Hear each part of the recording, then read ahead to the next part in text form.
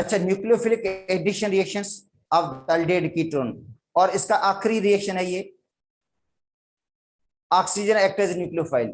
बेटा oxygen act as nucleophile, ये कल एक रह गया था रिएक्शन, और ये फेडर की बुक में है, वैसे किस और उनकी जो है पंजाब की बुक में नहीं है, मगर फेडर की बुक में है कि oxygen act as nucleophile.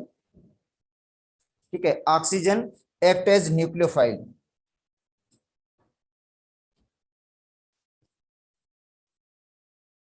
Act as nucleophile, oxygen nucleophile के तौर पर एक्ट करता है।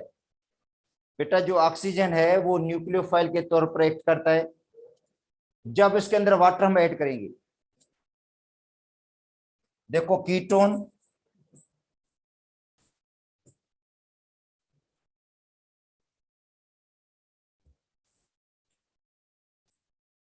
प्लस H2O, तो इसके अंदर ऑक्सीजन न्यूक्लियोफाइल है। बेटा ऑक्सीजन जो वो न्यूक्लियोफाइल है, ठीक है, और वो न्यूक्लियोफाइल क्या OH होगा, वो OH न्यूक्लियोफाइल जो अटैक करेगा किस पर, इलेक्ट्रोफिल कार्बन पे। इधर देखो बेटा, ऑक्सीजन के ऊपर नेगेटिव आएगी, कार्बन के ऊपर पॉजिटिव चार्ज आएगी, और इसके अंदर जो ऑक्सीजन है वो न्यूक्लियोफाइल है, ऑक्सीजन न्यूक्लियोफाइल है इसके अंदर, इसका मतलब है OH अटैक करेगा इस कार्बन पे।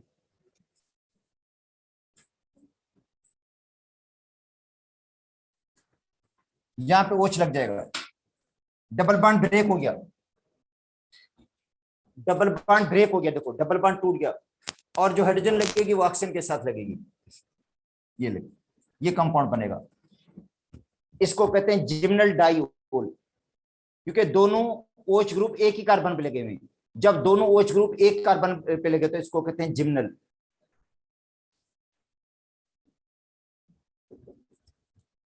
डाइओल बन गया, या इसको कहते हैं हाइड्रेट, या क्या बोलते हैं इसको, हाइड्रेट बोलते हैं। और हाइड्रेट अनस्टेबल है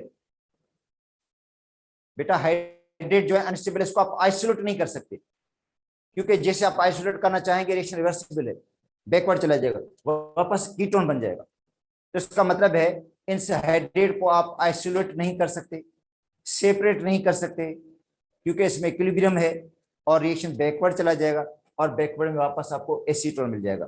तो ये हो गया ऑक्सीजन एक्ट एज न्यूक्लियोफाइल। तो आखिरी रिएक्शन था इसका न्यूक्लियोफिलिक एडिशन रिएक्शन का ये। अब जो हम पढ़ते हैं ऑक्सीडेशन रिएक्शन पढ़ते हैं बेटा, इसके ऑक्सीडेशन रिएक्शन,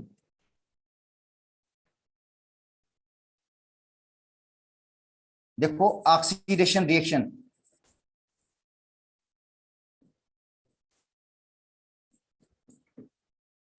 पहले अल्डिहाइड के पढ़ते हैं उसके बाद ketone.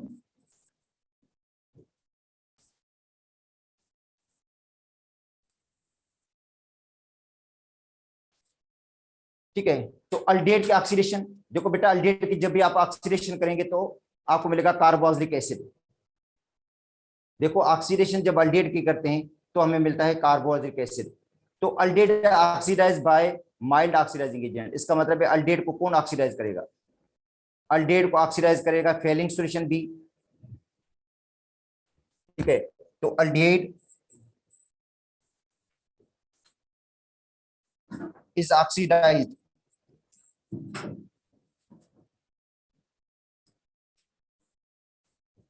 To carboxylic acid.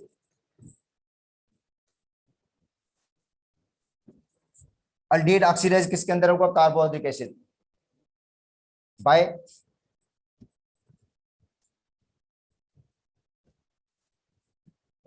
Mild oxidising agent या weak oxidising agent.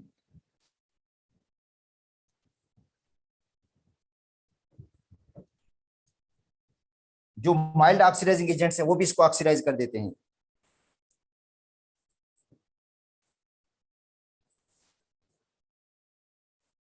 Such as Fehling solution,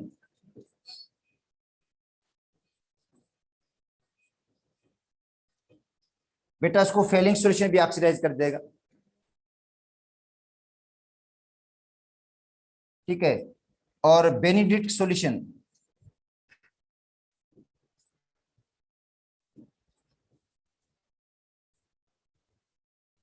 ये भी ऑक्सीडाइज कर देगा इसको।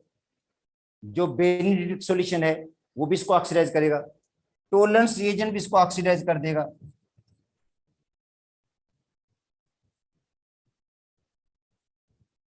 जबकि कीटोन इनसे ऑक्सीडाइज नहीं होगा। बेटा फेलिंग सॉल्यूशन कीटोन को ऑक्सीडाइज नहीं कर सकता।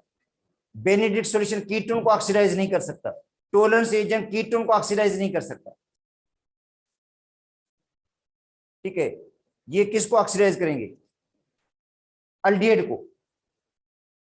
मतलब अल्डिहाइड जो है वीक जो ऑक्सीडाइजिंग एजेंट्स है उसी से भी ऑक्सीडाइज हो जाएगा कार्बोक्सिलिक एसिड में। मगर जो वीक ऑक्सीडाइजिंग एजेंट्स हैं वो कीटोन को ऑक्सीडाइज नहीं कर सकते। ठीक है, it is also oxidized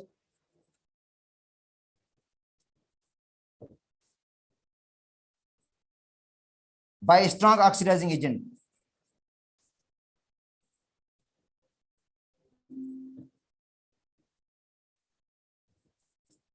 बेटा जो स्ट्रॉन्ग ऑक्सीडाइजिंग एजेंट्स हैं वो भी इसको ऑक्सीडाइज कर देते हैं।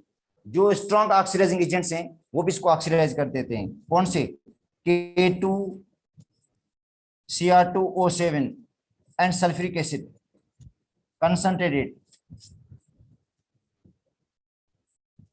ठीक है, ये स्ट्रॉन्ग ऑक्सीडाइजिंग एजेंट है। ये कीटोन को भी ऑक्सीडाइज कर सकता है। बेटा ये कीटोन को भी ऑक्सीडाइज कर लेता है। इसका मतलब है ये जो K2Cr2O7 सल्फ्यूरिक एसिड है ये अल्डिहाइड को भी ऑक्सीडाइज करेंगे, कीटोन को भी। मगर ऊपर वाले ये जो बेनिडिक्ट है, टोलरेंस रिएजेंट है या फेलिंग सॉल्यूशन, ये सिर्फ अल्डिहाइड को ऑक्सीडाइज कर सकते हैं, कीटोन को ऑक्सीडाइज नहीं करते। और इवन फेलिंग सॉल्यूशन और बेनिडिक्ट जो सॉल्यूशन है ये एरोमेटिक अल्डिहाइड को भी ऑक्सीडाइज नहीं करते, ये सिर्फ एलिफेटिक अल्डिहाइड को ऑक्सीडाइज करते हैं। बेटा ये जो फेलिंग सॉल्यूशन है और बेनिडिक्ट सॉल्यूशन, फेलिंग सॉल्यूशन और बेनिडिक्ट सॉल्यूशन सिर्फ एलिफेटिक जो अल्डिहाइड होते हैं उनको ऑक्सीडाइज करते हैं, एरोमेटिक अल्डिहाइड को ऑक्सीडाइज नहीं करते ये। और जबकि टोलरेंस रिएजेंट जो होता है वो दोनों को ऑक्सीडाइज करता है। दोनों का मतलब है एरोमेटिक अल्डिहाइड को भी और एलिफेटिक को भी। मगर इनमें से कोई भी कीटोन को ऑक्सीडाइज नहीं करेगा। कीटोन को ऑक्सीडाइज करेगा पोटेशियम डाइक्रोमेट सल्फ्यूरिक एसिड। अच्छा, दूसरा KMnO4।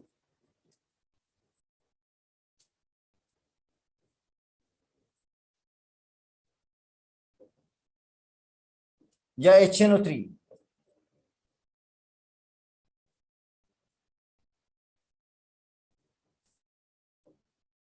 कंसंट्रेटेड, ये सब इसको ऑक्सीडाइज कर सकते हैं।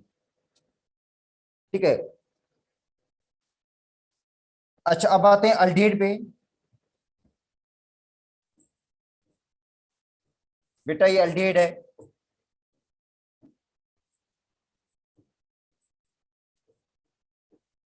इसकी ऑक्सीडेशन करते हैं, ऑक्सीडाइजिंग एजेंट्स हैं K2Cr2O7 and sulphuric acid concentrated. Oxidising agent है ये, इसको ऑक्सीडाइज करेंगे किसके अंदर? कार्बोक्सिलिक एसिड के अंदर। ऑक्सीजन ऐड हो जाएगी। बेटा ऑक्सीजन की एडिशन हो जाएगी, ऑक्सीजन ऐड हो जाएगी तो इसके अंदर ये बन गया कार्बोक्सिलिक एसिड।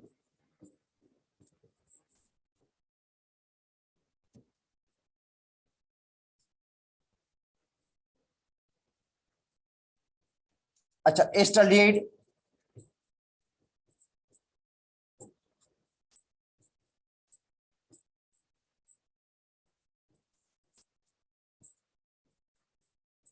इसकी ऑक्सीडेशन करते हैं K2Cr2O7 and sulphuric acid concentrated. तो क्या मिलेगा हमें? Acidic acid. बेटा एस्टाल्डिहाइड में, एस्टाल्डिहाइड की जब हम ऑक्सीडेशन करते हैं तो हमें मिल जाता है एसिडिक एसिड।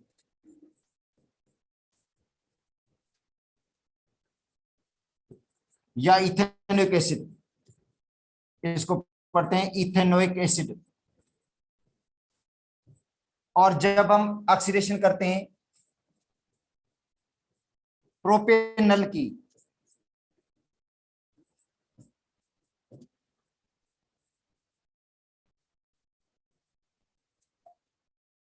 प्रोपेनल या प्रोपाइन अल्डिहाइड की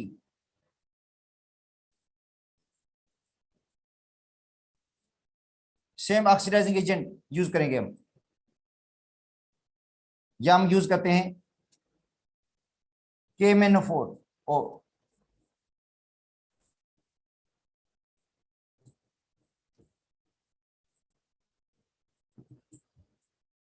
पोटेशियम पर मैग्नेट सल्फ्यूरिक एसिड, तो भी बन जाएगा एसिडिक ओ सॉरी प्रोपेनोइक एसिड।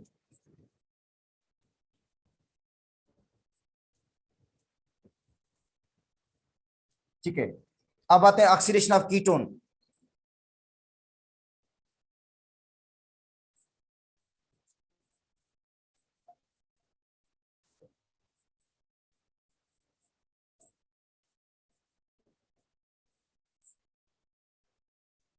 अच्छा बेटा, कीटोन की ऑक्सीडेशन जो होती है वो इजीली नहीं होती है, क्योंकि इसके अंदर कार्बन कार्बन का बॉन्ड ब्रेक होता है, कार्बन और कार्बन का क्लीवेज होती है बॉन्ड की, इसलिए इसकी ऑक्सीडेशन डिफिकल्टी से होती है। वीक जो ऑक्सीडाइजिंग एजेंट्स हैं या माइल्ड ऑक्सीडाइजिंग एजेंट्स को ऑक्सीडाइज नहीं करते, तो कीटोन्स नॉट ऑक्सीडाइज्ड।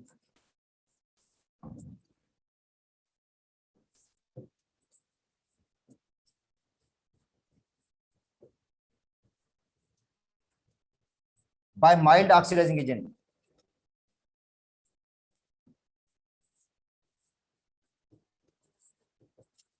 जो माइल्ड ऑक्सीडाइजिंग एजेंट है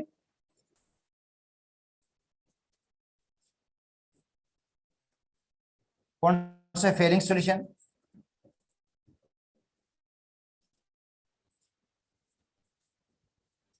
मतलब कीटोन को फेलिंग सॉल्यूशन ऑक्सीडाइज नहीं कर सकता, और बेनिडिक्ट सॉल्यूशन भी नहीं ऑक्सीडाइज करेगा। जो बेनिडिक्ट सॉल्यूशन है वो भी इसको ऑक्सीडाइज नहीं करता है। बेनिडिक्ट के अलावा जो सॉल्यूशन है इनका टोलेंस रिएजेंट है,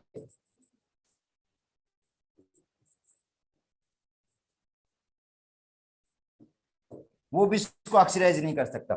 तो कीटोन इनको ऑक्सीडाइज को नहीं करेगा, फेलिंग भी नहीं करेगा, बेनिडिक्ट भी नहीं करेगा, और Tollens reagent. Ketones oxidised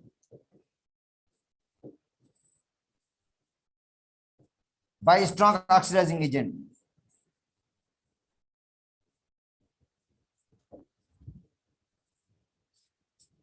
strong oxidising agents को ऑक्सीडाइज कर देंगे। कौन से हैं? K2Cr2O7 and sulphuric acid. या इसको ऑक्सीडाइज कौन करेगा? KMnO4 sulphuric acid concentrated. या इसको ऑक्सीडाइज कौन करेगा? HNO3 concentrated.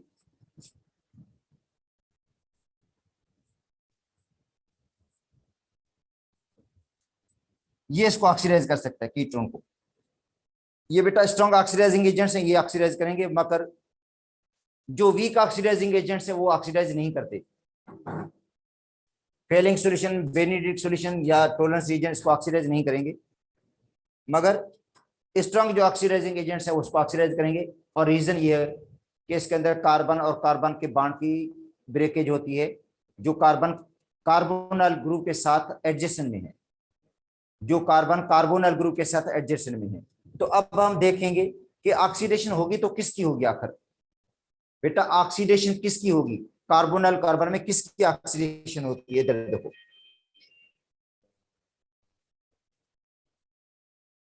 देखो कीटोन है ये,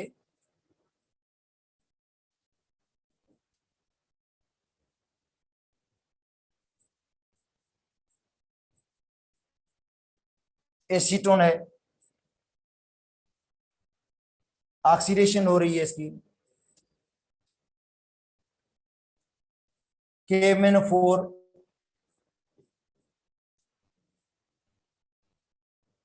और सल्फ्यूरिक एसिड में यूज किया जाए K2Cr2O7 भी यूज कर सकते हो आप लोग।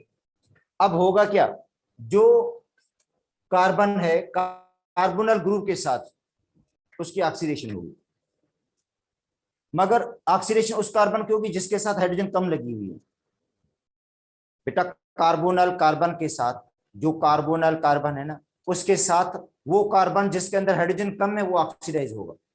यहां तो हाइड्रोजन बराबर है, इसमें तो हाइड्रोजन बराबर है, ये देखो इसके अंदर भी 3 हाइड्रोजन है, इसके अंदर भी 3 हाइड्रोजन है। ठीक है बेटा, इसमें तो हाइड्रोजन बराबर है, तो अब क्या होगा, अब किसी की भी ऑक्सीडेशन हो सकती है।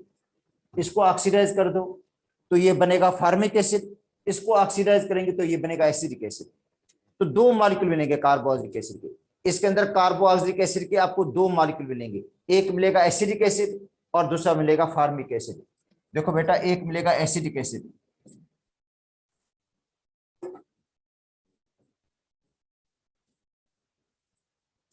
एक मिलेगा एसिटिक एसिड, अच्छा दूसरा बनेगा फार्मिक एसिड।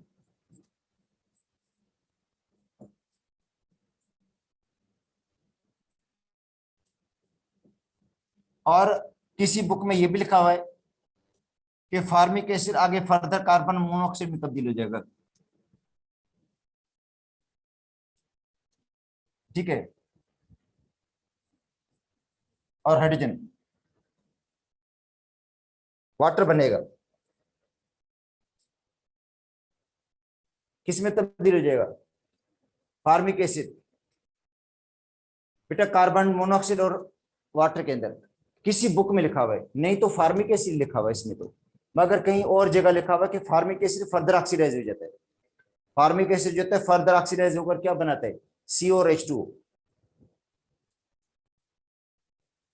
अच्छा, अब ये तो एसीटोन था, अब आते हैं इसको ले लेते हैं हम, ब्यूटेनोन को।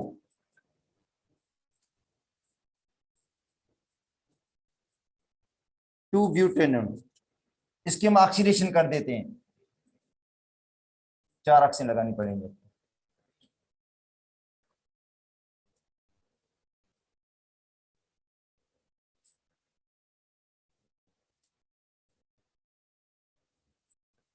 ठीक है, अब आते हैं ब्यूटेनोन पे। बेटा ब्यूटेनोन, अच्छा ब्यूटेनोन की हम ऑक्सीडेशन करते हैं,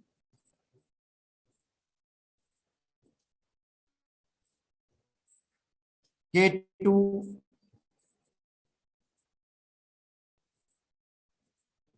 Cr2O7 एंड सल्फ्यूरिक एसिड। अब ये होगा, अब इसमें अनइक्वल है, देखो इस कार्बन के साथ 3 हाइड्रोजन है, इस कार्बन के साथ 2 हाइड्रोजन है, तो कार्बोनाइल ग्रुप के साथ जो एडजेसेंट में कार्बन है, बेटा कार्बोनाइल कार्बन, कार्बोनाइल कार्बन जो देखे ये कार्बोनाइल कार्बन है, इसके एडजेसेंट ये कार्बन है और ये कार्बन, जिस कार्बन के साथ हाइड्रोजन कम है वो ऑक्सीडाइज होगा।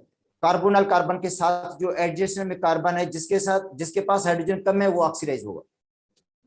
देखो कार्बोनाइल कार्बन, ठीक है, ये कार्बोनाइल कार्बन, उसके एडजेसेंट में ये भी कार्बन है, ये भी कार्बन है, तो जिस कार्बन में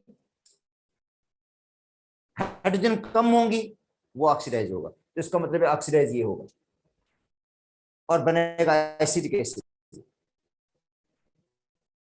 क्या बनेगा, ऑक्सीडाइज। बेटा ये कार्बन होगा क्योंकि लेस है, इस कार्बन को देखो,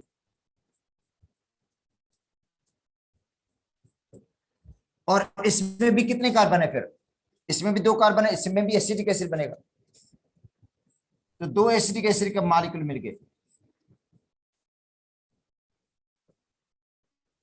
बेटा एसिडिक एसिड के 2 मॉलिक्यूल मिल गए,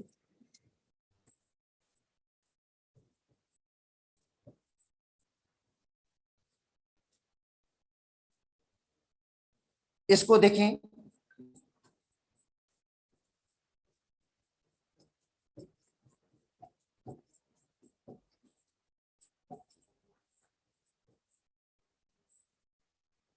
सेम ऑक्सीडाइजिंग एजेंट। अब क्या होगा, अभी इस कार्बन को देखेंगे, कार्बोनाइल कार्बन को देखो, कार्बोनाइल कार्बन, उसके एडजेसेंट में जो कार्बन है, उसके एडजेसेंट में एक कार्बन ये है, एक ये है, जिसके अंदर हाइड्रोजन लीस्ट है वो ऑक्सीडाइज होगा, जिस कार्बन के साथ हाइड्रोजन लीस्ट लगी हुई है वो ऑक्सीडाइज होगा। इसका मतलब है ऑक्सीडाइज ये वाला होगा, ये वाला पूरा 1 2 3 कार्बन, और बनेगा प्रोपेनोइक एसिड। बेटा ये ऑक्सीडाइज हो जाएगा, 1 2 3 कार्बन, इसका बॉन्ड भी टूटेगा, ये बॉन्ड भी ब्रेक होगा यहां से, ये बॉन्ड भी टूटेगा और इसकी ऑक्सीडेशन भी हो जाएगी, तो बन जाएगा प्रोपेनोइक एसिड।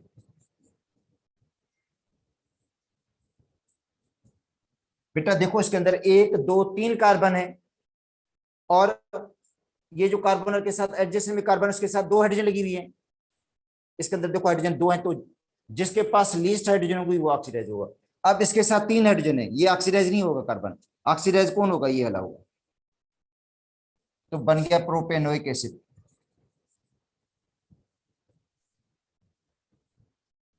और कार्बोनाइल ग्रुप जो रहेगा, कार्बोनाइल ग्रुप उसके साथ रहेगा जिसके अंदर छोटा रेडिकल है। बेटा कार्बोनाइल ग्रुप जो होगा ना, कार्बोनाइल ग्रुप जो होगा उसके साथ क्या होगा, उसके साथ रहेगा जिसके साथ छोटा अल्काइल ग्रुप है। तो कार्बोनाइल ग्रुप इसके साथ रहेगा, कार्बोनाइल ग्रुप इस कार्बन के साथ रहेगा, मिथाइल के साथ रहेगा, क्योंकि छोटा रेडिकल है। इस ये भी बुक में लिखा हुआ है, देखो कहते हैं कार्बोनाइल ग्रुप जो है उसके साथ रहेगा जिसके अंदर छोटा रेडिकल है, ठीक है। तो इसका मतलब है दूसरा बनेगा एसिडिक एसिड। अब मैं समझा दूं तो एक और भी इसके अंदर रिएक्शन देखो, ठीक है, 3 ऑक्सीजन एटॉमिक। अच्छा अब देखो इस तरह नहीं होगा, कुछ बच्चे सोच रहे होंगे शायद इस तरह हो जाए,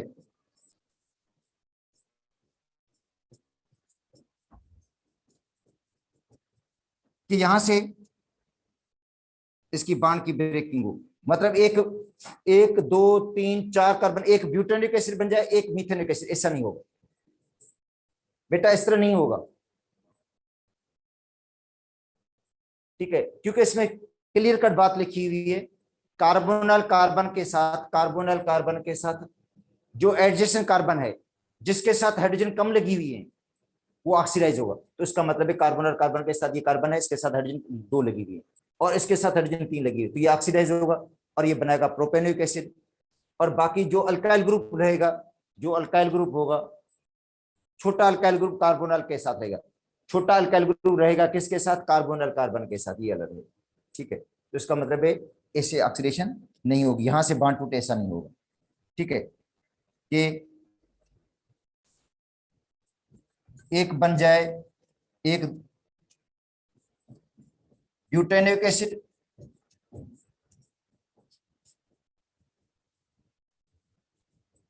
और दूसरा बन जाए फार्मिक एसिड। ये नहीं पॉसिबल, ये नहीं बनेगा बेटा, इससे नहीं बनेगा प्रोडक्ट, ठीक है। तो ये थी ऑक्सीडेशन। हाँ अब आते हैं, देखो अगर आप पंजाब की बुक देखेंगे तो उसके अंदर लिखा हुआ है डिफरेंशिएट करना अल्डिहाइड कीटोन को, मतलब कि कौन सा टेस्ट है जिसके जरिए अल्डिहाइड कीटोन को हम डिफरेंशिएट कर सकते हैं। बेटा अल्डिहाइड कीटोन को जो डिफरेंशिएट टेस्ट करते हैं, एक तो ऐसा है जो अल्डिहाइड कीटोन दोनों देते हैं, अल्डिहाइड भी देता है कीटोन भी देता है। बेटा एक ऐसे टेस्ट है जो अल्डिहाइड भी देता है कीटोन भी देता है, उसमें 2,4-DNPH, 2,4-DNPH डाइनाइट्रो 2,4-डाइनाइट्रोफिनाइल हाइड्राजीन जब अल्डिहाइड के साथ रिएक्ट करता है या कीटोन के साथ, ठीक है, तो प्रेसिपिटेट देता है येलो कलर की या ऑरेंज रेड प्रेसिपिटेट देता है, ऑरेंज रेड प्रेसिपिटेट बनाता है। तो ये अल्डिहाइड भी दे देगा कीटोन भी देगा। अच्छा उसके बाद है सोडियम बाइसल्फाइड के साथ टेस्ट, सोडियम बाइसल्फाइड के साथ व्हाइट प्रेसिपिटेट कीटोन भी देता है अल्डिहाइड भी देता है, तो ये अल्डिहाइड कीटोन दोनों का कंबाइंड टेस्ट हो जाता है, ठीक है। आयोडोफॉर्म का टेस्ट, आयोडोफॉर्म का टेस्ट अल्डिहाइड में सिर्फ एस्टरलेट देता है, एस्टरलेट टेस्ट देता है आयोडोफॉर्म का टेस्ट, और कीटोन मिथाइल कीटोन देता है ये टेस्ट। अब वो टेस्ट जो इन दोनों को डिफरेंशिएट कर देते हैं, बेटा डिस्टिंग्विश करते हैं अल्डिहाइड कीटोन को। अगर आपको अल्डिहाइड कीटोन को पहचानना है कि कौन सा अल्डिहाइड है कौन सा कीटोन है, तो उसके लिए टेस्ट होगा एक तो फेलिंग सॉल्यूशन, क्योंकि फेलिंग सॉल्यूशन कीटोन के साथ रिएक्ट, अल्डिहाइड के साथ रिएक्ट करता है, अल्डेहाइड को ऑक्सीडाइज कर देता है मगर कीटोन को नहीं करता, और जब अल्डेहाइड को ऑक्सीडाइज करता है तो खुद रिड्यूस हो जाता है। अल्डेहाइड को ऑक्सीडाइज करता है और उसके अंदर जो कॉपर आयंस है वो रिड्यूस हो जाते हैं और बनाते हैं क्यूप्रस ऑक्साइड, और क्यूप्रस ऑक्साइड का कलर रेड होता है, तो रेड कलर का सॉलिड बन जाएगा। अल्डेहाइड के अंदर रेड कलर का सॉलिड बनेगा मगर कीटोन के बनेगा नहीं। बेटा फेलिंग सॉल्यूशन के अंदर क्या होता है, कॉपर आयंस होते हैं, क्यूप्रिक आयन होते हैं, वो रिड्यूस होकर क्यूप्रस ऑक्साइड बनाते हैं जिनका कलर रेड होता है, तो रेड कलर का सॉलिड बनेगा, रेड कलर का सॉलिड बनेगा अल्डेहाइड के अंदर मगर कीटोन के अंदर बनेगा नहीं, कीटोन टेस्ट देगा नहीं। और जो बेनिडिक्ट सॉल्यूशन है वो भी कम बेश इस तरह ही का है, उसके अंदर भी कॉपर आयंस होते हैं जो रिड्यूस हो जाते हैं क्यूप्रस ऑक्साइड के अंदर, रेड कलर का सॉलिड देते हैं, ब्रिक रेड सॉलिड देते हैं, ब्रिक रेड प्रेसिपिटेट बनाते हैं, अल्डेहाइड के अंदर बनेगा, कीटोन के अंदर नहीं बनेगा। और टोलेंस रीजन के अंदर सिल्वर आयंस होते हैं, सिल्वर आयंस रिड्यूस हो जाते हैं, सिल्वर मेटल बना लेते हैं और सिल्वर की कोटिंग हो जाती है गिलास के ऊपर और प्रॉपर्टी देता है मिरर की, जिसको कहते हैं सिल्वरिंग मिरर। ये अल्डेहाइड टेस्ट देता है मगर कीटोन टेस्ट नहीं देगा। तो ये जो 3 टेस्ट होंगे जिसके जरिए आप अल्डेहाइड कीटोन को डिफरेंशिएट कर सकते हैं। बेटा ये 3 टेस्ट हैं जिसके जरिए आप अल्डेहाइड कीटोन को डिफरेंशिएट कर सकते हैं। ठीक है, तो पहले आते हैं Fehling solution.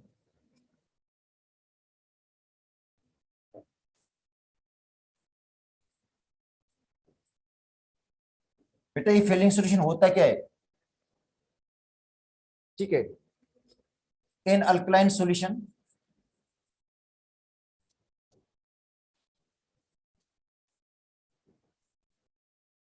Of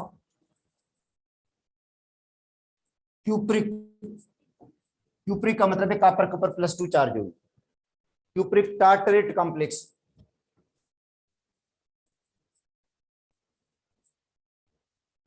cupric tartrate complex.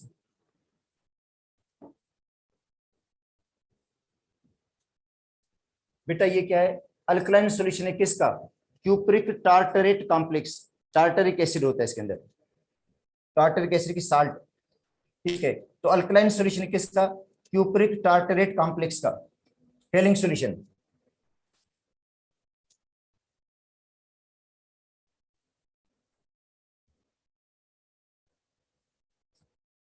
तो Fehling solution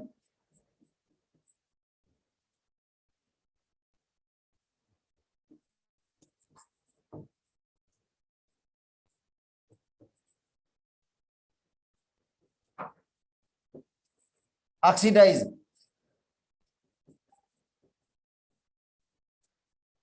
aliphatic aldehyde.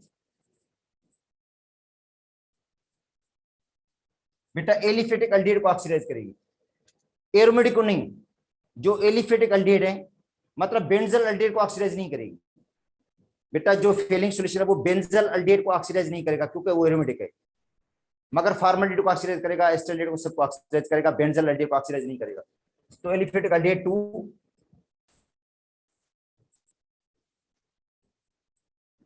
Carboxylic acid,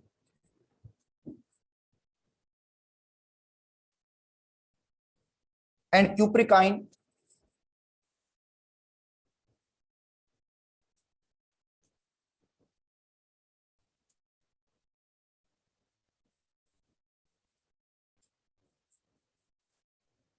reduced to cuprous oxide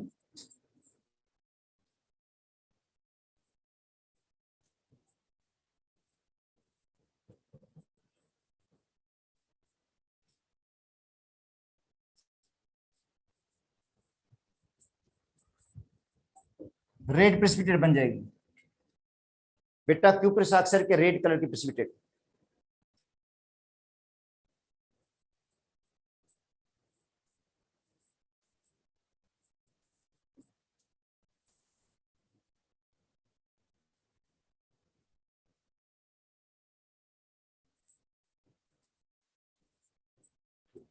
ketone ये टेस्ट नहीं देंगे, बेटा ये कीटोन टेस्ट नहीं देंगे, और बेंजल अल्डिहाइड भी टेस्ट नहीं देगा। ये जो बेंजल अल्डिहाइड वो भी बेटा ये टेस्ट नहीं देता। ठीक है, तो अब आते हैं फेलिंग सॉल्यूशन के साथ इसका टेस्ट, तो अल्डिहाइड है, देखो बेटा ये अल्डिहाइड है, और फेलिंग सॉल्यूशन होता है कॉपर हाइड्रोक्साइड और सोडियम हाइड्रोक्साइड का मिक्सचर, मतलब कॉपर आयंस है, समझिए कहीं बुक में कॉपर आयंस लिखा होगा और हाइड्रोक्साइड आयन को अलग लिखा होगा, कॉपर आयंस को अलग लिखा होगा, हाइड्रोक्साइड आयन को अलग लिखा होगा, मतलब कॉपर हाइड्रोक्साइड है, कॉपर आयंस है इसके अंदर और हाइड्रोक्साइड आयन भी है। अल्कलाइन का मतलब है सोडियम हाइड्रोक्साइड इसके अंदर होगा, और इसके अलावा क्या होगा, सोडियम पोटाशियम टार्टरेट भी होगा, सोडियम पोटाशियम टार्टरेट भी इसके अंदर होता है, ठीक है। हम तो देखो ये फेलिंग सॉल्यूशन है कॉपर हाइड्रोक्साइड सोडियम हाइड्रोक्साइड, ये ऑक्सीडाइज होगा अल्डिहाइड ग्रुप, बेटा aldehyde group oxidise copper reduce होगा। मेनली दो चीजें इसके अंदर कि अल्डिहाइड का ऑक्सीडाइज होना और कॉपर का रिड्यूस होना। अल्डिहाइड ऑक्सीडाइज होगा किसके अंदर, कार्बोक्सिलिक एसिड के अंदर, और कार्बोक्सिलिक एसिड की साल्ट बन जाएगी RCOONA। बेटा कार्बोक्सिलिक एसिड बनता है RCOOH बनता है, एक्चुअली बनता है RCOOH कार्बोक्सिलिक एसिड, मगर वो साल्ट में तब्दील हो जाता है क्योंकि वो एसिड है, बेस के साथ रिएक्ट करके, सॉल्यूशन बेसिक मीडियम है तो वो बेस के साथ रिएक्ट करके साल्ट में तब्दील हो जाएगा, ठीक है, साल्ट ऑफ कार्बोक्सिलिक एसिड। वरना कार्बोक्सिलिक एसिड था मगर वो साल्ट में तब्दील हो गया, किसकी वजह से, बेस की वजह से। जाहिर बना तो एसिड था मगर इसके अंदर बेस मौजूद है NaOH, जिसकी वजह से वो साल्ट में तब्दील हो जाएगा। अच्छा दूसरा क्या बनेगा, कॉपर रिड्यूस हो जाएगा किसके अंदर, क्यूप्रस ऑक्साइड के अंदर, क्यूप्रस ऑक्साइड, बेटा क्यूप्रस ऑक्साइड है, देखो ब्रिक रेड प्रेसिपिटेट,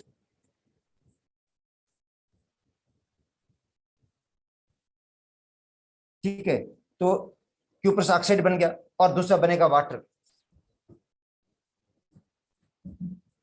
तो मेन दो चीजें हैं देखो इसके अंदर, अल्डिहाइड ग्रुप का ऑक्सीडाइज होना और कॉपर का रिड्यूस होना, बस ये है। अल्डिहाइड ग्रुप किसके अंदर ऑक्सीडाइज होता है, कार्बोक्सिलिक एसिड में, और उसके बाद साल्ट बन जाती है। कॉपर किसके अंदर रिड्यूस होता है, क्यूप्रस ऑक्साइड के अंदर, बस ये याद कर लो। अगर क्वेश्चन आ जाता है कि भाई फेलिंग सॉल्यूशन में कॉपर किस में तब्दील हो जाता है, तो आप कहेंगे क्यूप्रस ऑक्साइड में जिसका कलर रेड है, और उसके बाद वाटर बनेगा। अब इसको बैलेंस करना है, 2 इधर लगाना पड़ेगा, 2 कॉपर के 2 एटम है और वाटर के आगे 3 लगा दो, बैलेंस हो गया। अच्छा तो ये अल्डिहाइड टेस्ट देगा मगर कीटोन टेस्ट नहीं देता, ठीक है, और ये भी टेस्ट नहीं देगा, बेंजल अल्डिहाइड भी टेस्ट नहीं देता ये, इसलिए ऊपर लिखता है एलिफेटिक अल्डिहाइड। देखो एलिफेटिक अल्डिहाइड लिखा है। अब आते हैं Benedict solution.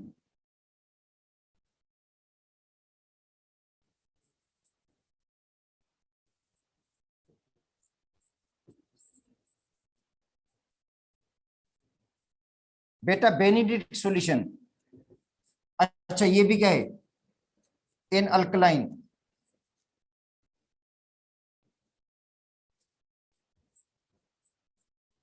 Solution of cupric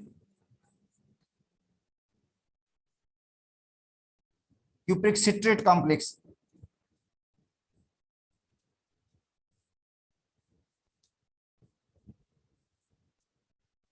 बेटा ये क्या अल्कलाइन सॉल्यूशन है किसका, क्यूप्रिक सिट्रेट कॉम्प्लेक्स।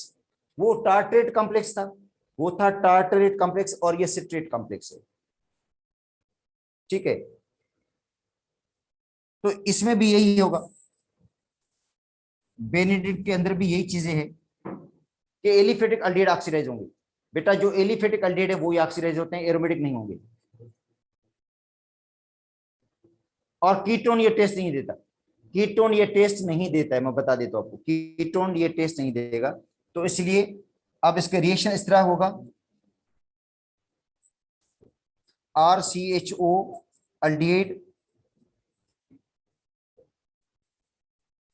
और प्लस में कॉपर हाइड्रोक्साइड, इसकी भी कंपोजिशन एक जैसी है, वो था टार्टरेट कॉम्प्लेक्स, ये सिट्रेट कॉम्प्लेक्स, बाकी दोनों का एक जैसे कंपोजिशन है। देखो दोनों के एक जैसे है कंपोजिशन है, बेनेडिक्ट की और फेलिंग सॉल्यूशन की। अल्कलाइन सॉल्यूशन क्यूप्रिक टार्टरेट और क्यूप्रिक सिट्रेट, दोनों के अंदर कॉपर रिड्यूस होता है, दोनों के अंदर अल्डिहाइड ऑक्सीडाइज होता है। अल्डिहाइड ऑक्सीडाइज होगा, बनाएगा कार्बोक्सिलिक एसिड। बेटा अल्डिहाइड ऑक्सीडाइज होकर क्या बनाएगा? Carboxylic acid, salt of carboxylic acid.